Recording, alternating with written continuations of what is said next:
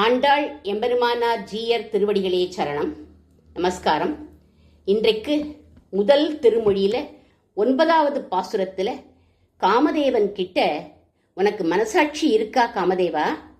முறை தவறாம நான் நோன்பு நோக்கிறேன். பார்க்கடல் வண்ணன் கிட்ட என்னை கொண்டு போய் நீ சேர்க்கலைன்னா உனக்கு பாபம் வந்து சேரும் அப்படின்னு பாடுறா இந்த பாசுரத்துல. தொழுது முப்போதும் உன் அடி வணங்கி தூமலர் துய்த்து தொழுது ஏத்துகின்றேன்.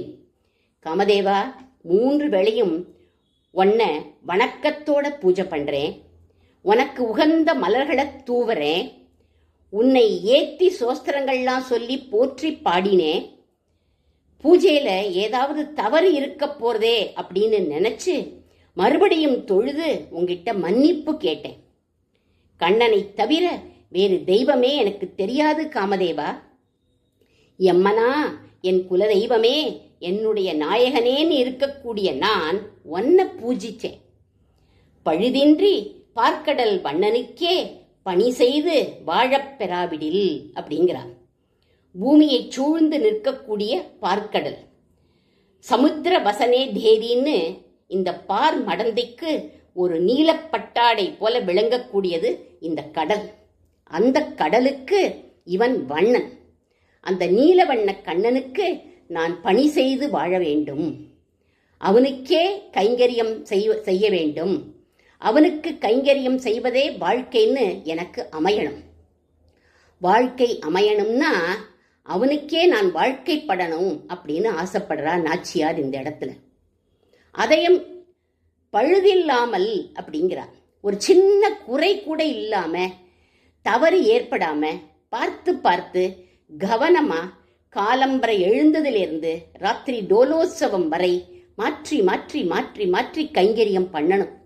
அதுவே என்னுடைய சொரூபம் அப்படின்னு இருக்கணும் அப்படின்னு ஆசைப்படுறா ஆண்டாள். இப்பேற்பட்ட கைங்கரிய வாழ்க்கையையும் பார்க்கடல் வண்ணன் தான் எனக்கு அருளணும். அவன்தான் எனக்கு கிருபை பண்ணணும். இப்பேற்பட்ட வாழ்க்கை எனக்கு அமையலை அப்படின்னா நான் என்ன செய்வேன் தெரியுமா காமதேவா அப்படின்னு இப்ப காமதேவன் சொல்ற.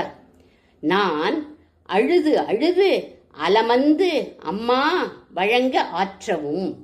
சின்ன குழந்தைகள்லாம் ஒரு பொருளுக்கு ஆசைப்பட்டுட்டு அது கிடைக்கலை அப்படின்னா அழுதுண்டே உட்காண்டிருக்கும். அதை யாரும் சமாதானம் பண்ணவே முடியாது. அது மாதிரி நானும் அழுதுண்டே இருப்பேன். அழுது அழுது ஆற்றாமையினால அம்மா அப்படின்னு அலறுவேன். அப்போதாவது உனக்கு உரைக்குமா? உனக்கு மனசாட்சின்னு ஒன்று இருந்தா அது நிச்சயம் உரைக்கும். இப்படி எங்க எல்லாரோட மனசையும் அலக்கழிச்சு துக்கப்படுத்துற உனக்கு மனசாட்சின்னு ஒன்று இருக்கிறதா எனக்கு தெரியலையே காமதேவா அப்படின்னு காமதேவனை சொல்றான்.